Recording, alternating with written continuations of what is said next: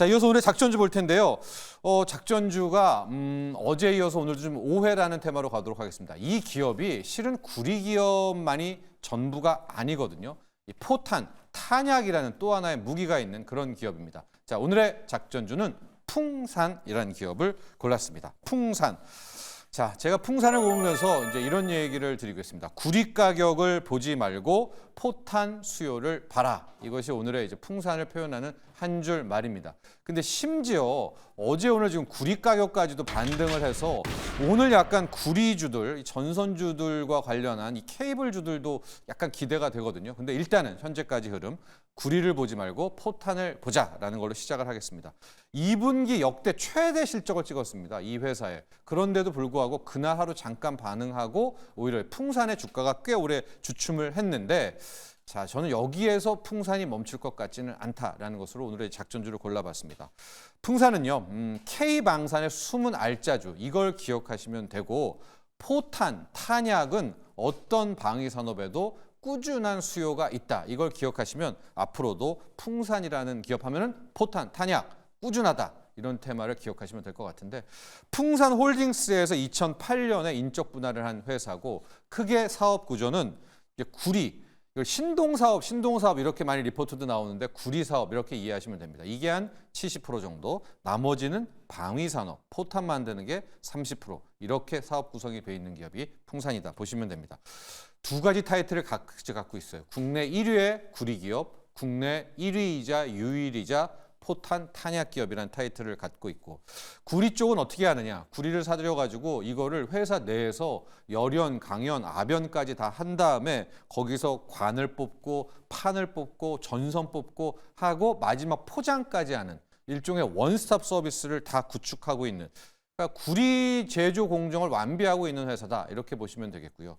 또 한 축이 방산인데, 방산 쪽은 더 대단합니다. 작은 구경, 소구경부터 대구경까지 탄약들, 포탄들, 폭약들 다 준비하고 있고, 요즘 미국에서는 스포츠용 탄약, 화약, 포탄들 굉장히 많이 잘 팔린다고 하거든요. 여기에 수혜도 고스란히 받으면서 이제 이 수혜, 실적 수혜를 받게 됐는데,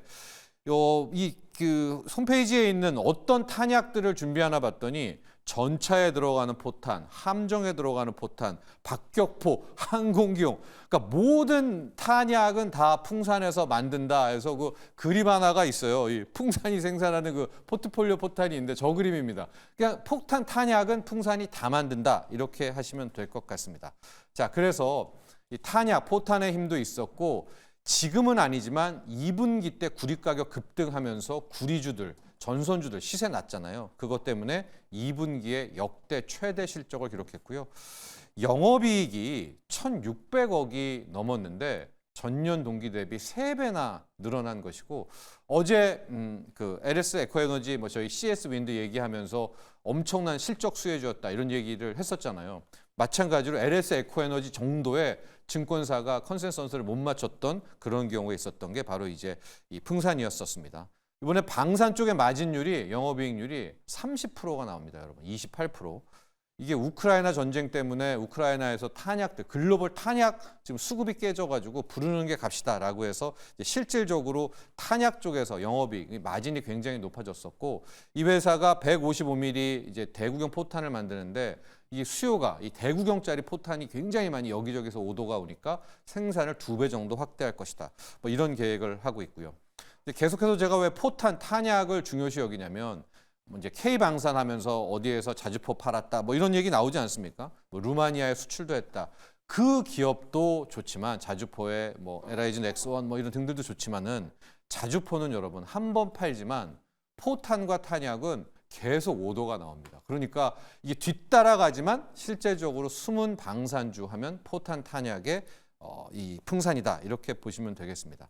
자, 그런데 주가가 오히려 못 가고 있어요. 그 이유가 뭐였을까를 살펴보면, 어쨌든 이 회사는 구리 사업이 한 70% 정도를 갖고 있지 않습니까? 근데 구리 가격을 잠깐 보면 작년 말부터 연초부터 해서 올 2분기 6월까지 대급등을 합니다. 그래서 구리 가격이 톤당 7,000달러, 8,000달러, 9,000달러에서 11,000달러까지 치솟다가 이게 이제 갑자기 7, 8월에 급락을 해서 한 8,500달러까지 떨어지면서 아마 이때를 기억하시면 뭐 대한전선, 가온전선, 이 전선주들까지도 함께 밀렸잖아요. 근데 거기에서 풍산도 너도 구리 주니까 같이 이제 주가를 누른 건데 어제 오늘부터 해서 최근에 다시 구리 가격이 반등을 해서 지금 9,000달러도 회복을 했거든요. 특히 이제 최근에 다시 구리 가격이 상승하고 있기 때문에 결과적으로 구리 가격이 못 가서 눌렀던 주가는 회복이 될 수 있다. 이렇게 판단하고 있고 또 하나 방산 쪽에서도 최근 한 1개월간 좀 눌렀던 이유가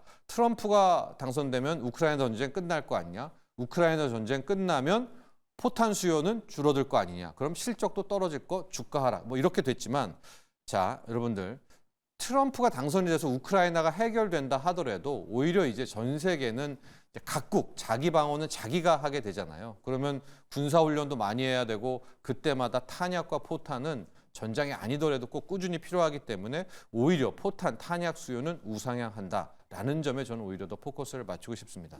특히 풍산은 수급이 너무나 좋은 게 외국인들이요. 연초에 한 14%도 안 됐을 겁니다. 근데 지분율이 지금 20%까지. 거의 야금야금 연초 후에 많이 샀던 종목 중에 하나가 또 풍산이라는 것들 보시면 될 것 같습니다. 자, 그래서 이제 풍산 오늘 작전주 접근하실 때 이제는 구리 말고 포탄을 봐야 된다. 글로벌 포탄 수요, 탄약 수요는 계속해 되고 있다. 그리고 구리 가격이 최근 떨어지기는 했지만 톤당 9,000달러로 회복도 됐고 여전히 높다. 구리에 대한 사업도 확인을 하시고 외국인들의 수급입니다. 지분율이 지금 20%를 넘어가고 있다. 이 세 가지 포인트에 맞춰서 자, 포탄주, 탄약주, 그리고 구리주인 풍산 오늘의 작전주로 살펴보시죠. 여기까지 하겠습니다.